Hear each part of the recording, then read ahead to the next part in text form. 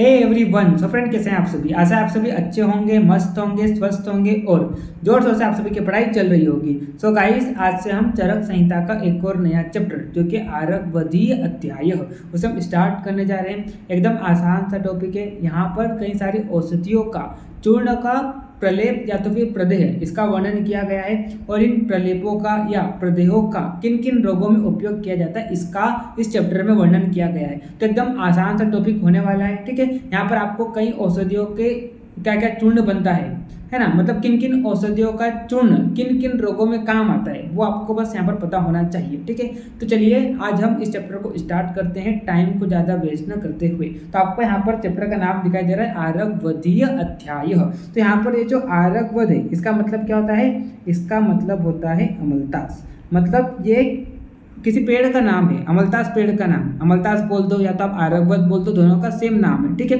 तो आपने भी देखा होगा अमलतास कुछ इस प्रकार से आपको दिखाई देता है। आपने देखा होगा उसमें क्या होते हैं, पीले रंग के फूल होते हैं और कुछ इस तरह से इसमें क्या होती है, फली होती है। पहले तो ये फली क्या होती है, हरी होती है। पहले तो ये क्या होती है, फली हरी होती है, बाद में कुछ इस तरह से भूरे रंग की हो जाती है। आपने भी देखा होगा। तो ये जो आपको सामने ये जो चित्र दिखाई दे रहा है, ये चित्र किसका है, ये आरगवध का है, जिसे हम क्या बोलते हैं, अमलतास भी बोलते हैं। ठीक है, और यहाँ पर आपको आरगवध में देखेंगे तो यहाँ पर आपको आरग वर्ड दिखाई दे रहा है। तो ये जो आरग है इसका मतलब क्या होता है, रोगों की आशंका। चूंकि ये पेड़ क्या करता है, रोगों की आशंका को दूर करता है, इसीलिए इस पेड़ को हम क्या बोल देते हैं, आरगवध भी बोल देते हैं। ठीक है, तो आगे यहाँ पर क्या बताया गया है, द्वितीय अध्याय में अंतः परिमार्जन के उदाहरण दिए गए थे। मतलब हमने इससे पहले जो लास्ट वाला लेक्चर देखा था, लास्ट वाला जो हमने चैप्टर देखा था, जो कि कौन सा था, अपामार्ग तंडुलीय अध्याय है। तो उसमें हमने क्या देखा था, उसमें हमने पंचकर्म उपयोगी द्रव्यों को देखा था। इसके अलावा हमने वहाँ पर यवागुओं का वर्णन किया था। तो वहाँ पर जो भी पंचकर्म उपयोगी द्रव्य हमने देखे थे, जो भी हमने यवागु देखे थे, वो किसके उदाहरण थे, वो अंतः परिमार्जन के उदाहरण थे। अंतः परिमार्जन का मतलब क्या होता है, अंतः परिमार्जन का मतलब ये होता है कि जिसका उपयोग शरीर के अंदर किया जाता है, मतलब अंदर का शोधन करने के लिए जिन द्रव्यों का उपयोग किया जाता है उसे हम क्या बोलते हैं, अंतः परिमार्जन बोलते हैं। अंदर का शोधन मतलब उन द्रव्यों का हमने क्या किया था, उन द्रव्यों का हमने शरीर के अंदर यूज किया था और शरीर के अंदर जो भी रोग उत्पन्न हो रहे थे उनको हमने दूर करने के लिए उन सारे द्रव्यों का उपयोग किया था। तो जिन द्रव्यों का उपयोग अंदर का शोधन करने के लिए किया जाता है उसे हम क्या बोलते हैं, अंतः परिमार्जन कहते हैं। ठीक है, लेकिन आज हम इस चैप्टर में जो हम द्रव्यों को देखेंगे वो सारे द्रव्य किसके उदाहरण हैं, बहिः परिमार्जन के उदाहरण है। बहिः का मतलब क्या होता है, एक्सटर्नल।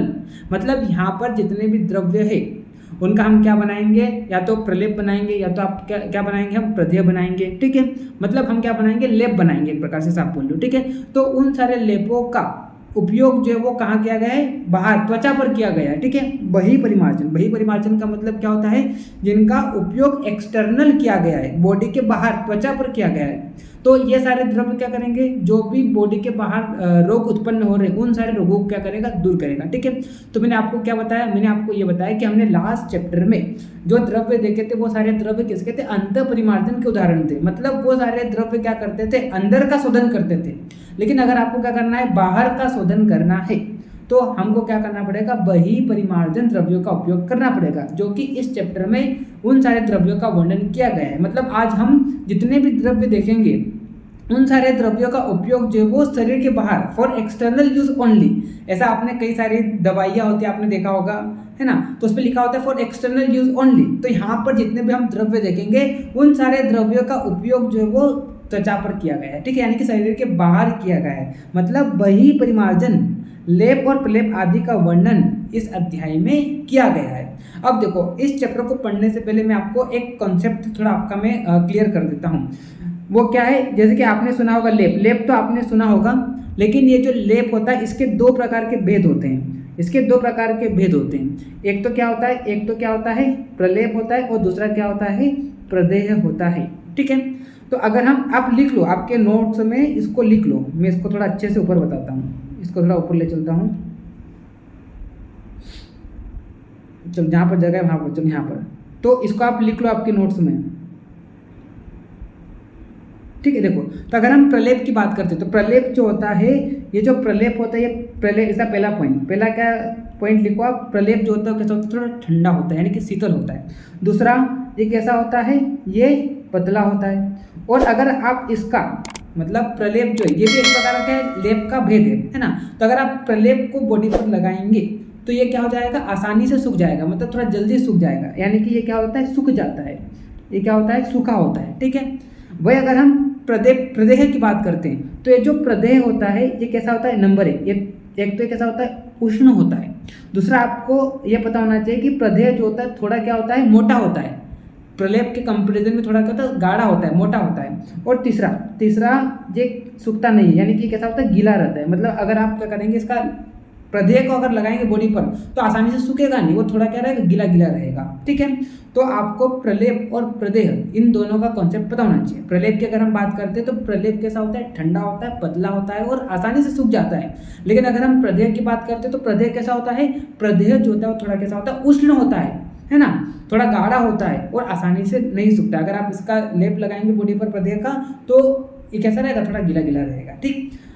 अब प्रलेप कब आपको तैयार करना है, अगर आपको क्या है, पित्तज विकार है, अगर आपको क्या है, पित्तज विकार है तो वहाँ पर प्रलेप का उपयोग किया जाता है, ठीक है। और अगर मान लो क्या है, वातज विकार है और अगर मान लो क्या है, कफज विकार है तो वहाँ पर किसका उपयोग किया जाता है, प्रदेह का उपयोग किया जाता है, ठीक है। तो ये कॉन्सेप्ट है लेप के बारे में और ये दोनों क्या इसके भेद है, एक तो क्या है प्रलेप, दूसरा क्या है प्रदेह, ये आपको पता होना चाहिए, ठीक है। चलिए तो अब हम स्टार्ट करते हैं इस चैप्टर को। तो यहाँ पर सबसे पहला पॉइंट क्या दिया गया है, सबसे पहला पॉइंट यहाँ पर दिया गया है 32 सिद्धतम चूर्ण के बारे में बताया गया, ठीक है। तो यहाँ पर आगे जो जितनी भी 6 पंक्तियाँ दी गई है तो इन 6 पंक्तियों में जितनी भी 32 औषधि है ना, तो इन 32 औषधियों का आगे 6 पंक्तियों में योग बताया गया है ना। तो देखिए यहाँ पर पहला योग क्या है, वही परिमार्जन के 6 प्रयोग। तो देखिए यहाँ पर अमलतास यानी कि आरगवत के पत्ते, चकवड़ जिसको एडगज भी बोलते हैं, करंज के बीज, वासा, गुडूज, हरिद्रा यानी कि हल्दी और दारू हल्दी। तो यहाँ पर क्या बोला हमने, 32 सिद्धतम चूर्ण। तो 32 सिद्धतम चूर्ण का यहाँ पर क्या कर दिया उन्होंने, 6 औषधि का एक योग बता दिया पहली पंक्ति में। तो इसका आपको क्या बनाना है, एक योग बनाना है। दूसरा या तो आप क्या कर सकते हैं, गंध विरोजा, देवदारू, खदीर, धव, नीम, विडम, कनेर की छाल। कनेर आपने देखा होगा, कनेर जो होता है इसके पीले फूल होते हैं और इसका जो फूल जो होता है इसका आकार आपने गांव में देखा होगा, या तो बैंड बाजे जो होते हैं उसमें फुंगा लगा होता है, उसके तरह इसका क्या होता है, आकार होता है। इसके फूल जो होते हैं पीले भी होते हैं, लाल भी होते हैं, सफ़ेद भी होते हैं, अक्सर आपने पीले देखे होंगे, ठीक है। तो कनेर की छाल, तो दूसरा योग इन औषधियों का बताया, ठीक है, इस पंक्ति में। तीसरा योग क्या बताया, भोजपत्र की गांठ, लहसुन, शिरीष। सीरीज आपने देखा होगा फली होती है, ये थोड़ी कैसे होती है, ऐसी ही आपको फली मिलेगी, ऐसी लंबी मिलेगी, लेकिन ये थोड़ी गोल है, लेकिन वो कैसे होती है, थोड़ी चौड़ी होती है और सूख जाती है तो इसके बीज क्या होते हैं, गिर जाते हैं। तो आपने देखा होगा सरीस जिसको बोलते हैं, ठीक है। फिर लोमस, गुग्गुल तथा कृष्णगन, एक तो इसका योग बताया। चौथी पंक्ति में फर्निंजक यानी कि ये क्या होता है, ये तुलसी का भेद होता है ना, तुलसी का प्रकार ऐसा बोल दो आप। कुटज, सप्तर्पण, पीलू, कुट, चमेली की पत्तियाँ, ठीक है। एक तो ये योग बताया और अगला वचा, हरेणु, त्रिव्रत, दंतीमूल, गेरू और अंजन यानी कि काला श्रम, एक ये योग बताया। तो 32 जो भी औषधि है उन सबका इन्होंने क्या 6 पंक्तियों में 6 योग बताए। तो इन सबका एक आगे आप देख लीजिए और यहाँ पर एक और बताया, मेंसिल और हल्दार। मेंसिल क्या होता है, मेंसिल मैंने पहले भी आपको फर्स्ट चैप्टर में बताया था। मेंसिल जो होता है वो क्या होता है, आर्सेनिक और सल्फर का क्या होता है, योग होता है। सल्फर यानी कि गंधक का क्या होता है, योग होता है। वह अगर हम हड़ताल की बात करें तो ये भी क्या होता है, आर्सेनिक और सल्फर का क्या होता है, योग होता है। लेकिन यहाँ पर सल्फर कितना होता है, H3 के फॉर्म में होता है, ठीक है। वही ग्रह धूम की बात करते हैं तो ग्रह धूम मतलब जब आप क्या करते हैं, आपने देखा हो गाँव में जब चूल्हा जलता है तो उसके ऊपर जो छपरा लगा होता है, छपरा बोल दो या पतरा बोल दो, जो भी छत होती है, तो उस पर क्या होता है, चूल्हे का जो धुआं होता है जम जाता है, तो उसकी यहाँ पर क्या बन जाती है, परत बन जाती है। तो उस परत को कुतर कर निकाल जाता है और उसका भी चूर्ण के फॉर्म में उपयोग किया जाता है, ठीक है। उसके अलावा यहाँ पर बड़ी इलायची बताई है, उसके बाद यहाँ पर आपको कासिस बताया है, ठीक है। उसके बाद लौत्र, अर्जुन की छाल, नागर मोता और रात, एक तो ये योग बताया, ठीक है। तो ये 6 योग आधे श्लोकों में कहे गए। मतलब यहाँ पर हमने क्या देखा, हेडिंग हमने क्या देखी, 32 सिद्धतम चूर्ण। तो 32 जितने भी औषधियाँ है इनका इन्होंने क्या कर दिया, 6 योग बना दिया, ठीक है। तो इन्होंने क्या बोला, इन प्रत्येक औषधि का आपको क्या कर लेना है, चूर्ण बना लेना है। चूर्ण बनाने के बाद इसको क्या करना है, आपको उसको क्या करना है आपको, गोरोचन यानी कि गोपित्त जो होता है उसमें आपको क्या करना है, तृप्त करना है। तो क्या बोले यहाँ पर आगे, इनमें प्रत्येक औषध का चूर्ण बनाकर, जो भी हमने ऊपर 32 चूर्ण देखे, इनका आपको क्या करना है, जितने 32 चूर्ण जो है आपको 6 पंक्तियों में बताया, ठीक है। तो इन सभी औषधियों का आपको क्या करना है, चूर्ण बनाना है, और चूर्ण बनाकर उसमें गोपित्त यानी कि गोरोचन की भावना दे। भावना दे का मतलब क्या होता है, भावना देने का मतलब ये होता है कि आपने क्या किया, जितने भी हमने ऊपर जो भी औषधियाँ देखी, इन औषधियों का आपको क्या करना है, सबसे पहले चूर्ण बनाना है, ठीक है। चूर्ण बनाकर आपको क्या करना है, गोरोचन यानी कि गोपित्त जो होता है, गौ का जो पित्त होता है उसमें आपको क्या करना है, इसको तृप्त करना है। किसमें, गोपित्त में इसको क्या करना है, गोपित्त में इनको क्या करना है आपको, इनको आपको तृप्त करना है, ठीक है। इनको आपको क्या करना है, तृप्त करना है, ठीक है। तृप्त करने के बाद आपने क्या करा, जो चूर्ण बनाया उसको गोपित्त में डाला, तो क्या हो जाएगा, थोड़ा गीला गीला हो जाएगा, ठीक है। तो थोड़ा गीला गीला रहेगा वो, तो उसको क्या कर दो, आपको सुखा दो, उसको आपको क्या कर देना है, सुखा देना है। तो ये तृप्त करने के बाद उसको क्या कर देना, आपको सुखा देना है। सुखा देने के बाद क्या हो जाएगा, थोड़ा गाढ़ा हो जाएगा, ठीक है। तो वो जो गाढ़ा हो गया उसका आपको फिर क्या कर देना है, घिस कर वापस उसको पीस लेना है, उसको मतलब ऐसा बोलता है, उसको आपको क्या करना है, कूट लेना है या पीस लेना है, वापस उसका क्या कर देना है, चूर्ण बना देना है। तो इसे क्या करते हैं, इसे बोलते हैं भावना देना। भावना देना का मतलब क्या होता है, चूर्ण लिया आपने, चूर्ण को आपने गोपित्त में क्या किया, तृप्त किया, उसको फिर आपने क्या कर दिया, सुखा दिया। सुखा देने के बाद वापस आपने क्या कर दिया, उसको पीस लिया, तो इसे क्या बोलते हैं, इसे भावना देना बोलते हैं। तो इस तरह से आपको क्या करना है, चूर्ण को मतलब जो लेप है उसको क्या करना है, आपको तैयार कर लेना है। उसके बाद क्या बोले इन्होंने, जिससे चूर्ण का वर्ण क्या हो जाएगा, पीला हो जाएगा। मतलब आपने क्या किया, गोरोचन में जो भी औषधि थी उसका चूर्ण बनाकर आपने क्या किया, तृप्त किया। तृप्त करने पर क्या हो जाएगा, थोड़ा पीला हो जाएगा। उसके बाद क्या करना है, फिर उसे पुनः पीस लेना है, मतलब जैसे वो सूख जाएगा उसको क्या करना है, आपको पीस कर लेना है, ठीक है। पीस लेने के बाद सरसों का तेल मिलाकर चिकित्सक इनका लेप कराए, ठीक है। तो आपको क्या करना है, सबसे पहले आपको गोपित्त में औषधि का चूर्ण बनाकर क्या करना है, उसकी भावना देना है ना।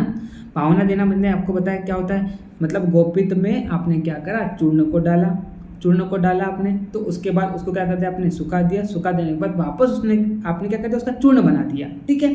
फिर उस चूर्ण को आपको सरसों के तेल में मिलाना है, और फिर उसका लेप आपको कहाँ पर लगाना है, इस बॉडी पर लगाना है, त्वचा पर लगाना है, ठीक है। तो इससे क्या होगा, इन लेपों के लगाने से क्या होगा, कृच्छ साधन यानी कि जो कठिनाई से व्याधि जो होती है दूर होती है, वो दूर हो जाएगी, है ना। नया किलास, इससे क्या हो जाएगा, दूर हो जाएगा। नया किलास का मतलब क्या होता है, श्वेत कोष, इसको ल्यूकोडर्मा, अगर हम मॉडर्न में बोले तो क्या बोलते हैं, ल्यूकोडर्मा बोलते हैं ना, ल्यूकोडर्मा, वो दूर हो जाएगा, ठीक है। फिर इंद्रलोक यानी कि दाढ़ी के बाल का झड़ना, ये दूर हो जाएगा। कुष्ठ भेद, उसके अलावा दांत यानी कि रिंगवर्म दूर हो जाएगी। उसके बाद बगंदर यानी कि फिस्टुला, है ना, अर्श यानी कि पाइल्स, अपची और पामा का मतलब क्या, तो खुजली आना जो, तो ये सारे रोग क्या होते हैं, दूर हो जाते हैं। तो यहाँ पर जितनी भी औषधियों का योग बताया है, तो इन औषधि का आपको क्या करना है, चूर्ण बनाना है। चूर्ण बनाकर आपको क्या करना है, गोपित्त में उसकी भावना देना है, और फिर जो चूर्ण तैयार होगा उसको आपको सरसों के तेल में मिलाकर आपको क्या करना है, स्किन पर, त्वचा पर लगाना है। तो इससे यहाँ पर क्या हो जाएगा, पाइल्स, फिस्टुला, है ना, स्केबीज, फिर ल्यूकोडर्मा, कृच्छ साथ, ये सारे रोग जो होते हैं क्या होते हैं, दूर हो जाते हैं, ठीक। उसके बाद अगला यहाँ पर क्या बोला इन्होंने, अब देखो वही चीज़ मैंने इंग्लिश मीडियम वालों के लिए इंग्लिश में लेकर आया हूँ। तो जो लोग यूट्यूब पर लेक्चर देख रहे हैं वो क्या करिए, इसको आप स्क्रीनशॉट ले लीजिए। मैं क्यों बोल रहा हूँ स्क्रीनशॉट लेने को, ताकि यहाँ से अगर आपको मान लो हिंदी में कोई वर्ड समझ में नहीं आता है तो आप थोड़ा इंग्लिश में देख लेना, तो आपको समझ में आ जाएगा, ठीक है। आप कई लोग मेरे से पूछते हैं कि सर आप इसका मतलब बता दो, तो मैं देखो आपके लिए इंग्लिश में भी लिख कर आया हूँ, तो अगर आपको हिंदी में दिक्कत हो तो आप इंग्लिश वर्ड उसका देख लो, तो आपको समझ में आ जाएगा, ठीक। तो आप स्क्रीनशॉट ले लीजिए, ठीक है, जो लोग यूट्यूब पर लेक्चर देख रहे हैं, है ना। और जो लोग ऐप में देख रहे हैं तो आपको क्या करना है, आपकी कॉपी में नोट डाउन कर लेना है, ठीक है, और अच्छे से आपको क्या करना है, नोट्स बनाना है, ठीक। चलो अब आगे बढ़ने से पहले, अब यूट्यूब का थोड़ा जिक्र आया तो मैं बता देता हूँ कि हमारी जो रेगुलर क्लासेस होती है वो हमारे एप्लीकेशन में होती है। जो लोग यूट्यूब पर लेक्चर देख रहे हैं, तो अगर आपको हमारे कोर्स में इनरोल करना है तो आप इनरोल कर सकते हैं। मैंने अलग से चरक क्या किया है, चरक संहिता का कोर्स भी लॉन्च किया है, जिसकी जो प्राइस है वो अभी कितनी है, लगभग 399 रुपीज़ है, ठीक है। तो इस 399 में आपको चरक संहिता जो कि पूर्वाद के जो 12 चैप्टर है वो आपको सारे इस कोर्स में मिलेंगे, ठीक। कई बच्चे रहते हैं ना कि जिसको सिर्फ चरक में ही दिक्कत आती है, अष्टांग समझ में आ रही है लेकिन चरक समझ में नहीं आ रही है, तो आप मैंने अलग से चरक संहिता का भी कोर्स लॉन्च किया है, ठीक है, तो आप उसमें भी इनरोल कर सकते हैं। जो लोग कंप्लीट कोर्स लेना चाहते हैं वो भी आप ले सकते हैं, ठीक है। तो उसके लिए आपको क्या करना है, एप्लीकेशन को डाउनलोड करना है, वहाँ पर आपको स्टोर में जाना है, तो वहाँ पर आपको सारे कोर्सेज मिल जाएंगे। फिर अगर आपको जो भी कोर्स में इनरोल करना है तो आप आपके हिसाब से वहाँ पर क्या कर सकते हैं, इनरोल कर सकते हैं। और अगर आपको जानना है कैसे क्लासेस होती है तो वहाँ पर मैंने फ्री कंटेंट अपलोड कर रखा है, तो आपको पता चल जाएगा कि हमारे यहाँ पर कैसे क्लासेस होती है, ठीक है। तो चलिए आप इनरोल कर लीजिए अगर जिसको इनरोल करना है, वरना यूट्यूब पर आपको लेक्चर मिल रहा है, ठीक है। अब बात करते हैं अपन कुष्ठ आदि लेप। तो अब देखो, अब ये जो श्लोक है ये इंपॉर्टेंट श्लोक है ना, तो ये आपको याद कर लेना है, ठीक है। चलिए, तो यहाँ पर क्या बोला, कुष्ठम हरिद्रे सुरसम पटोलम निम्ब अश्वगंधे सुरदारु सिगरु ससल्पम तुम्बरु धान्य वन्यम चंडाम च चूर्णानि समानी कुरियात। तो ये जो श्लोक है वो आपको क्या कर लेना है, याद कर लेना है। तो यहाँ पर क्या बोले हमने, यहाँ पर कई सारी औषधियों के नाम दिए गए, इनका चूर्ण आपको बनाना है, इनका कहाँ कहाँ पर प्रयोग किया जाएगा वो हम आगे एक श्लोक में देखेंगे, ठीक है। तो यहाँ पर क्या बोला, कूट का, फिर आपको हल्दी, दोनों प्रकार की हल्दी यहाँ पर बताई गई है, हल्दी और एक दारू हरिद्रा, ठीक है।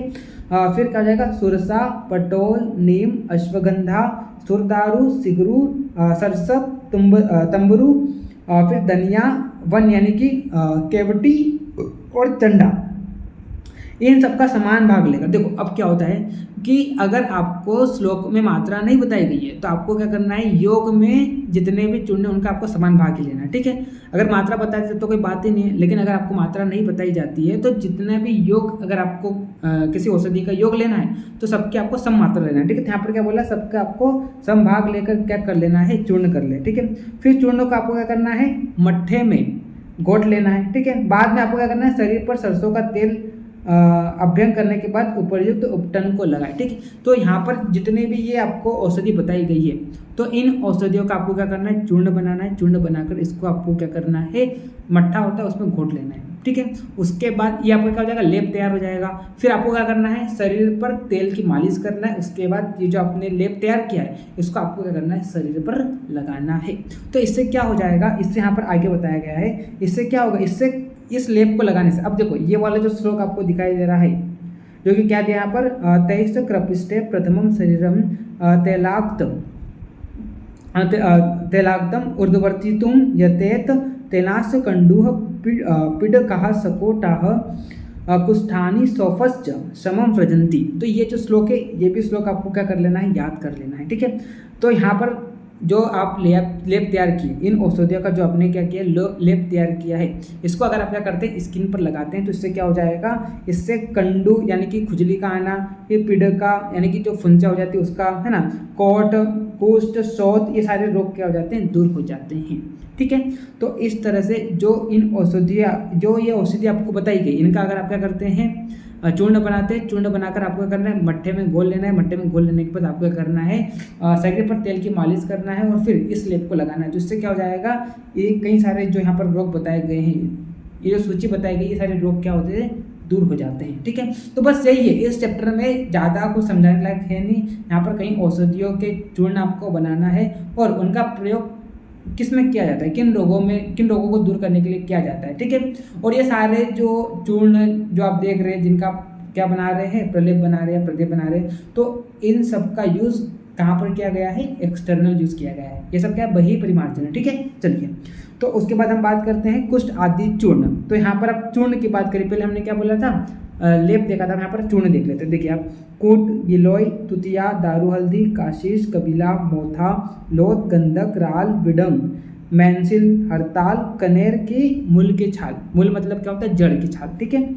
इन सबका आपको क्या करना है, चूर्ण बना ले। उसके बाद रोगी के शरीर पर पहले सरसों की तेल की मालिश कराए, जिससे उसका शरीर का गत्तर पत्तर हो जाएगा। फिर उपयुक्त चूर्ण को आपको क्या करना है, छिड़काव करना है। देखो, तो आपको क्या करना है, अब यहाँ पर चूर्ण को बताया गया, यहाँ पर कुष्ठ आदि चूर्ण यहाँ पर बताए गए। तो ये जितनी भी आपको यहाँ पर औषधि दी गई है, इनका आपको क्या करना है, चूर्ण बना लेना है।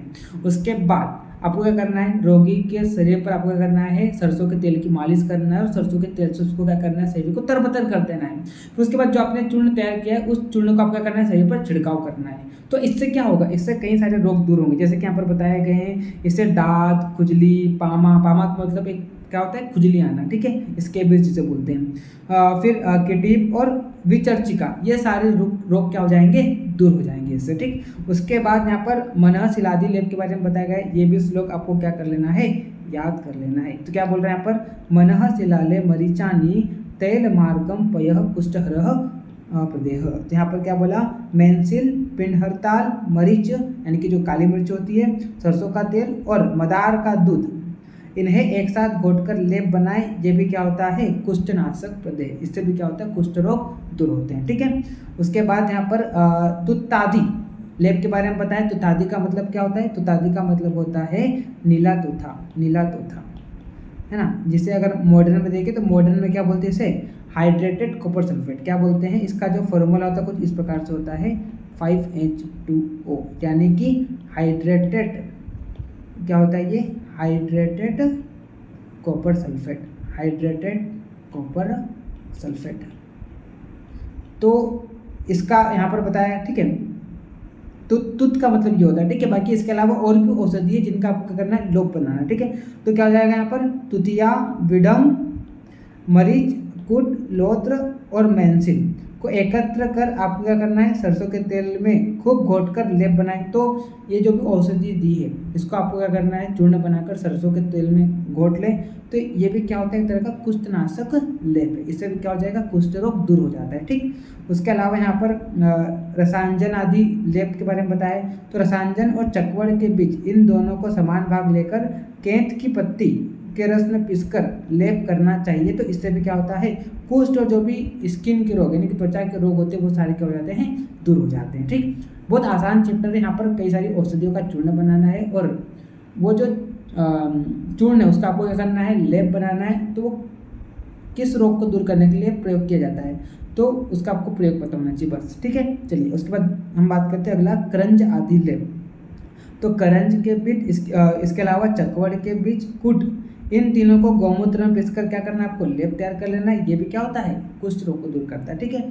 उसके बाद यहाँ पर हरिद्र आदि लेप बताया, यानी कि 2 प्रकार की हल्दी जिसकी बात करते हैं, हल्दी हो गया, दूसरा क्या हो जाएगा, दारू हल्दी, कुटज, करंज का बीज, चमेली की कोमल पत्तियां, कनेर के मूल की छाल और उसके फल की मिंगी तथा तिल छाल, इनका समभाग लेकर पीसकर क्या करना है, आपको कुष्ठ पर लेप करना चाहिए। यानी कि ये भी क्या होता है, कुष्ठ रोग को दूर करता है। तो ये भी जो भी औषधि बताई गई है इनका आपको लेप तैयार करना है, तो ये भी क्या होता है, कुष्ठ रोग को दूर करता है, ठीक। उसके अलावा यहाँ पर पाक युक्त मनःशिल आदि लेप के बारे में बताया। तो मेंसिल, कुटज की छाल, कूट, काशेष, चकवड़ के बीज, करंज के बीज, भोजपत्र की गांठ और कनेर की जड़, है ना।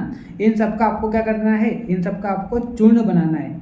और कितना चूर्ण लेना है आपको, 24 ग्राम आपको क्या करना है, जिसको क्या बोलते हैं, 1 कर्ष बोलते हैं। तो इन सब का आपको क्या करना है, चूर्ण बनाना है। 24 ग्राम आपको चूर्ण लेना है और उसको क्या करना है, तुशोदक। अब तुशोदक का मतलब क्या होता है, तुशोदक का मतलब होता है कि जो कच्ची जौ होती है उसको क्या करना है, आपको छिलके सहित जल में पकाना है, उसको हम क्या बोलते हैं, तुशोदक बोलते हैं, ठीक है। क्या बोला मैंने, कि जो कच्ची जौ आती है उसको आपको क्या करना है, छिलके सहित जल में पकाना है। तो जो पककर तैयार होगी उसे हम क्या बोलते हैं, तुशोदक बोलते हैं। और यहाँ पर क्या बोला, पलाश वरस का मतलब क्या होता है, कि जो पलाश का पेड़ होता है, पलाश का पेड़ जो होता है उसकी जो जड़ होती है, अब जड़ कहाँ पर होती है, जमीन में होती है। तो आपको क्या करना है, थोड़ा जमीन मिट्टी को खोदना है, ठीक है। फिर जैसे आपको जड़ मिलेगी तो थोड़ा आपको जड़ के निचले भाग को काट देना है, ठीक है। और थोड़ा आसपास थोड़ा क्या करना है, आपको स्पेस बनाना है ताकि आप वहाँ पर नीचे क्या रख सके, घड़ा रख सके, ठीक है। तो मैंने क्या बोला, आपको मिट्टी को हटाना है और जैसे आपको जड़ दिखेगी तो जड़ के निचले भाग को आपको ना काट लेना है और नीचे आपको कर देना है, घड़ा रख देना है। उससे क्या निकलेगा, रस निकलेगा, ठीक है। तो थोड़ा ज़्यादा जल्दी रस निकले तो आपको क्या करना है, जो पलाश का पेड़ है उसको थोड़ा धूप मतलब जला देना है, ठीक है। तो उसके बाद क्या हो जाएगा, जो भी रस नीचे घड़े में इकट्ठा हो जाएगा तो वो जो रस निकला है उसे हम क्या बोलते हैं, पलाश रस बोलते हैं। तो इसका आपको कितना लेना है, इसका मतलब पलाश फॉरेस्ट ले रहे हैं या तो तुशोदक ले रहे हैं, तो ये कितना लेना है, 1 आडक। 1 आडक का मतलब क्या होता है, 6 सेर 6 चटांग 2 तोला, द्रव्य में मंद आंच पर पकाए। तो ये जो भी चूर्ण है कितना लेना है, आपको 24 ग्राम लेना है और उसको 1 आडक या तो तुशोदक में या तो पलाश फॉरेस्ट में आपको क्या करना है, पकाना है। जब पककर क्या हो जाए, गाढ़ा हो जाए और कड़छुल पे करछुल में लगने लगे।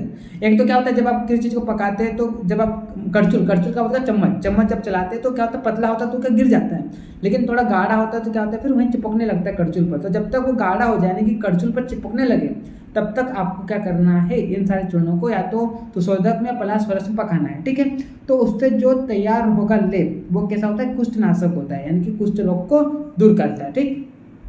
उसके बाद देखो यहाँ पर बताया तुषोधक का मतलब कच्चे यौ यानी कि जौ का जो छिलका सहित दलकर जल के साथ संधान करने को क्या कहते हैं, तुषोधक कहते हैं, ठीक है। तो जो कच्चा जौ होता है उसको छिलके सहित जल के साथ पकाकर तैयार किया गया जो द्रव्य होता है उसे हम क्या बोलते हैं, द्रव जो होता है उसे तुषोधक बोलते हैं, ठीक है। अब अगले यहाँ पर क्या बोला, पलाश निर्दाह रस। तो यहाँ पर क्या बोला, 1-2 वर्ष के पुराने पलाश के वृक्ष के मूल की मिट्टी को खोदकर निकाल ले, उस वृक्ष के मूल को अधोभाग में काट ले, ठीक है। इस प्रकार बंद कर दे कि उसके फिर घड़े को फिर नीचे आपको क्या कर देना है, घड़ा रख देना है, और इस प्रकार आपको घड़े को बंद करना है उसमें मिट्टी वगैरह ना जाए, ठीक है। तो बाद में जमीन को समतल कर पलाश के वृक्ष के ऊपर बाद में जमीन को आपको मतलब घड़े को आपको ढक दिया, फिर जमीन को आपने क्या कर दिया, समतल कर दिया, फिर आपने क्या कर दिया, उस पलाश के पेड़ को फूंक दिया। तो फिर क्या होगा, उस पलाश के वृक्ष से जो रस निकलेगा वो घड़े में एकत्रित हो जाएगा। तो जो रस निकला है उसे हम क्या बोलते हैं, पलाश निर्दाह रस कहते हैं, ठीक है। तो आपने क्या किया, जो पलाश का पेड़ था उसको फूका, तो उससे क्या होगा, ऐसे तो रस निकलता है लेकिन थोड़ा फूकेंगे तो और ज़्यादा रस निकलेगा। तो वो जो रस घड़े में एकत्रित हुआ है उसे हम क्या बोलते हैं, पलाश निर्दाह रस बोलते हैं, ठीक है। तो जो भी आपको ऊपर औषधि बताइए उन सारे चूर्णों का इन रसों में क्या करना है, पकाना है। कब तक पकाना है, जब तक वो करचुल में लगने लगे। तो इससे जो लेप बनता है तो वो क्या होता है, कुष्ठनाशक होता है, यानी कि कुष्ठ रोग को दूर कर देगा, ठीक। उसके बाद आरकवद आदि लेप के बारे में बताएं तो आरकवद के पत्ते, काक माची यानी कि काली मकोई की ताजी पत्ती और कनेर की पत्ती को समभाग में लेकर मट्ठे में पीसकर उपटन तैयार कर ले, ठीक है। फिर रोगी के शरीर पर सरसों की मालिश करें और फिर इस उपटन को लगाए तो इससे भी क्या होगा, कुष्ठ रोग दूर हो जाएंगे, ठीक है। अब यहाँ पर समझाने लायक ज़्यादा कुछ है नहीं, इसलिए मैं थोड़ा लेक्चर की स्पीड को हाई रख रहा हूँ, ठीक। उसके बाद कोलादी लेप, देखो अभी शुरुआत के जो चरक के चैप्टर है ना 3-4, यहाँ पर इतना समझाने लायक नहीं है, लेकिन जैसे हम अगले चैप्टर आगे बढ़ेंगे तो फिर समझाने का बहुत आएगा, तब आपको मजा आएगा चरक पढ़ने में, ठीक है। ये थोड़ा बोरिंग टाइप लगता है मेरे को खुद को यहाँ पर, क्योंकि याद करने वाली चीज़ें बहुत ज़्यादा है, ठीक। अब बात करते हैं अपन वेर, कुल्थी, देवदारू, रासना, उड़द, आलसी और अन्य तेल फल यानी कि सरसों का, फिर एरंड बीज हो गया या तिल, कुट, वच, सौंफ, जौ का आटा, इन सबको समान भाग में लेकर चूर्ण बनाकर कांजी से पीसकर अम्ल बनाकर लेप करने से क्या होता है, वात विकार दूर हो जाते हैं। तो ये सब क्या होता है, जो भी आपको लेप बताएंगे ये सब क्या करेंगे, वात के विकारों को दूर करेंगे, ठीक। उसके बाद आगे यहाँ पर वात हर लेप, अब ये भी श्लोक आपको जो दिया गया है इस श्लोक को भी आपको क्या कर लेना है, याद कर लेना है, अगर याद हो जाए तो, ठीक है। चलिए अब देखो यहाँ पर क्या बताया इस श्लोक में, जलचर पशु पक्षियों का मांस और संभाग मछली के मांस से बने वेशवार, यानी कि जो मछली है या फिर जो जल में रहने वाले जीव जंतु हैं उनकी आपको क्या करना है, हड्डी को हटाना है, और जो मांस है उसका आपको क्या करना है, पाक तैयार करना है। फिर उस पाक को आपको क्या करना है, सुखा लेना है, ठीक है। और सुखाने के बाद आपको उसका क्या करना है, प्रलेप तैयार करना है। तो वो क्या करता है, वात रोग की जो पीड़ा होती है उसको क्या करता है, शांत कर देता है, ठीक है। तो यहाँ पर आपको क्या करना है, जो भी मछली है या जल में रहने वाले जो जीव जंतु उनके हड्डी को हटाना है, उसका जो मांस उसका पाक को तैयार करना है, उसको थोड़ा सुखाना है, उसका फिर आपको प्रलेप बनाना है। तो वो प्रलेप जो होता है क्या करता है, वात से जो होने वाली पीड़ा होती है वात विकारों से, तो उसको क्या करती है, दूर करती है, ठीक। चलिए उसके बाद उदर सुलग्न और वात व्याधि हर लेप के बारे में यहाँ पर बताया आगे। तो उदर सुलग्न की बात करते हैं तो मट्ठे में जौ के आटे की कांजी में पीसकर तिल का तेल मिलाकर गर्म लेप करने से क्या होता है, वात रोग नष्ट हो जाते हैं। फिर आगे वात व्याधि हर लेप बताया यहाँ पर, तो कुट, सौंफ, वच तथा यौ के आटे को कांजी में पीसकर तिल का तेल मिलाकर गरम लेप करने से क्या होता है, वात रोग यहाँ पर क्या होते हैं, नष्ट हो जाते हैं, ठीक है। चलिए अब आप देखो यहाँ पर समझाने लायक कुछ है नहीं, इसलिए आप बोलेंगे सर आप बस पढ़ते जा रहे, तो इसमें समझाने लायक कुछ है नहीं। यहाँ पर औषधियों के नाम दिए हैं और उनका आपको क्या करना है, चूर्ण बनाना है, और कहाँ पर उपयोग किया जाता है, किस रोग में उपयोग किया जाता है, ठीक है। तो वो यहाँ पर बताया गया, ठीक। अब बात करते हैं अपन वात रक्त हर लेप, जहाँ पर समझाना हो तो वहाँ पर मैं खुद आपको समझा देता हूँ, मेरे को लगता है तो, ठीक है। चलिए अब बात करते हैं सौंफ, सोया, मुलेठी, महुआ, बला, प्रियाल, कसेरू, घी, विदारी और मिश्री को एक में पीसकर आपको क्या करना, ये जो भी बताए इसको आपको करना, मिश्री में पीसकर जो भी लेप आप तैयार करते हैं तो वो क्या करते हैं, वात रक्त को दूर करता है, ठीक है। उसके बाद वात रक्त होता है, मतलब उसके बाद वात रक्त में अगर मान लो आपको वेदना हो रही है तो उस वेदना को समन करने के लिए जो लेप तैयार किए गए तो वो कौन कौन से हैं? रासना, गिलोय, मुलेठी, बला, अतिबला, जीवक, ऋषभक, इन सभी को समान भाग में लेकर दुग्ध के साथ घृत पाक कर लें। जब घी मात्र बचे तो उसमें क्या करना है आपको? मोम पिघलाकर मिला दें। ठीक है, इस लेप से लगाने से क्या होगा? वात रक्त की पीड़ा जो क्या होती है? शांत हो जाती है। उसके बाद आगे यहाँ पर क्या बताया है? गोधूम आदि तथा सिरह सुलनाशक लेप के बारे में यहाँ पर बताया। तो गोधूम आदि लेप की बात करते हैं, जैसे बात करते हैं गेहूं का आटा, बकरी का दूध और घृत एकत्र मिलाकर पुलटिस बांधने या लेप करने से क्या होता है? पुलटिस मतलब जो पोटलिस बांधने से या कैप्यूस क्या करता है? लेप करने से क्या होता है? वात रक्त की वेदना क्या होती है? शांत हो जाती है। फिर बात करते हैं अपन सिरह सुलहर लेप। तो तगर, उत्पल, सफ़ेद चंदन, कूट को घी के साथ घोटकर उसे लेप करने से क्या होता है? सिरह यानी कि सिर में जो वेदना होती है वो क्या होती है? दूर हो जाती है। उसके बाद यहाँ पर प्रपोंडरिक आदि सिरह सुलनाशक लेप के बारे में बताया। तो पुंडरीक, देवदारू, कड़वाकुट, मुलेठी, छोटी इलायची, कमल का फूल, नीलकमल का फूल, लौह, एरका, है ना, फिर पद्यकाष्ठ, चोरक, इन सबको एकत्र कर घृत मिलाकर सिरहसूल से क्या, सिरहसूल में यानी कि सिर में वेदना हो रही तो इन सब का आपको करना, लेप करना है। तो इससे क्या हो जाएगा? सिर की वेदना जो है वो क्या हो जाएगी? दूर हो जाएगी। ठीक, चलिए उसके बाद हम बात करते हैं पार्श्व सुलनाशक लेप। तो यहाँ पर रासना, हल्दी, दारू हल्दी, फिर जटामांसी, सौंफ, सोवा, देवदारू, मिश्री, जीवंती का मूल, इन सब में घृत और तेल मिलाकर सुकोष्ण लेप करने से क्या होता है? पार्श्व शूल में लगाया जाता है। ठीक है, तो पार्श्व शूलनाशक लेप होते हैं। अगर आप इन सबको उपयोग करते हैं, लेप बनाकर अगर आप क्या करते हैं? लगाते हैं, तो इससे क्या होता है? पार्श्व शूलनाशक लेप होते हैं सबसे। ठीक है, उसके बाद यहाँ पर देह सामक लेप के बाद दाह सामक, यानी कि अगर आपको क्या बर्निंग सेंसेशन हो रहा है तो उसमें आपको किस किस का लेप लगाना है, तो यहाँ पर वो बताया है। तो सेवाल का, पद्य, उत्पल, वेद, तुंग, फिर प्रणोंडरिक, उसके बाद खश, लौद्र, प्रियंगु, कालिया तथा चंदन, इन्हें एकत्र पीसकर घी मिलाकर लेप करने से क्या होता है? जो बर्निंग सेंसेशन होता है यानी कि दाह जो होती है क्या होता है? शांत हो जाता है। ठीक है, उसके बाद यहाँ पर दाह सामक, तो आगे भी यहाँ पर दाह सामक के बारे में बताया लेप। तो मिश्री, लता, बेत, है ना, उसके बाद पद्य काष्ठ, मुलेठी, इंद्रायण, नलीन, दुर्वा, दुरालब का मूल, कुश का मूल, काश का जल, एर का, इन सब का लेप से क्या होता है? दाह यानी कि जो बर्निंग सेंसेशन हो जाता है वो क्या होता है? शांत हो जाता है। ठीक है, उसके बाद शीतनाशक लेप। तो सेलेय, एला, अगरू, कूट, चंडा, तगर, त्वक, दालचीनी, देवदारू तथा रासना, इन सबको एकत्र पीसकर लेप करने से शीघ्र ही क्या होता है? शीत शांत हो जाता है। ठीक है, अगर आपको ठंडी है तो ठंडी क्या होती है? ठंडी क्या होती है? ठंडी का नाश हो जाता है, यानी कि शीतनाशक लेप होते हैं सारे। उसके बाद खेदहर लेप। तो सीरीज की छाल, फिर लामंजक, फिर हेम तथा लोद्र, इन सब का लेप से त्वचा के विकार तथा अतिश्वेत के विकार क्या होते हैं? नष्ट हो जाते हैं। उसके बाद यहाँ पर पत्रादि लेप के बारे में बताया। तेजपात, सुगंध बाला, लोद्र, खश तथा चंदन का लेप लगाने से क्या होता है? दुर्गंध नाशक होते हैं। ये सब क्या होता है? अगर मान लो आपको पसीने से कोई दुर्गंध आ रही है तो इनका अगर आप क्या करते लोप करते हैं तो ये इससे क्या होता है? जो दुर्गंध होती है ना, जो फॉल स्मेल होती है वो क्या होती है? दूर हो जाती है। ठीक है, तो इतने सारे यहाँ पर लेप का वर्णन किया गया है। और मेरे को लगता है यहाँ पर कुछ समझाने लायक था। अगर आपको कुछ समझ में नहीं आया हो, यानी कि सर इसको इस जैसे कि यहाँ पर कई सारी औषधियों का वर्णन किया गया, अगर आपको कुछ समझ में नहीं आया तो आप मेरे से पूछ लेना, मैं आपको बता दूंगा उसे क्या बोलते हैं। ठीक है, हालांकि यहाँ पर इतना ज़्यादा कठिन नहीं थे। यहाँ पर आपको क्या करना है? औषधियों का नाम पता होना चाहिए और उनका प्रयोग, मतलब किन औषधियों का चूर्ण जो होता है उसका उपयोग किस रोग में किया जाता है ये आपको पता होना चाहिए बस। ठीक है, चलिए तो मिलते हैं नेक्स्ट लेक्चर में। और अब अगला जो चैप्टर आएगा उसमें मज़ा आएगा, एकदम बढ़िया तरीके से हम पढ़ेंगे आगे, पूरी तरह में मज़ा आएगा। थोड़े ये जो चैप्टर है थोड़ा मेरे को खुद को बोरिंग लगता है इस तरह से पढ़ाना, क्योंकि ये याद करने वाली चीज़ें हैं तो ये आप खुद से भी कर लोगे। ठीक है, लेकिन आगे के जो चैप्टर है उसमें मज़ा आ जाएगा। ठीक है, तो चलिए मिलते हैं नेक्स्ट लेक्चर में, तब तक के लिए okay bye, see you again.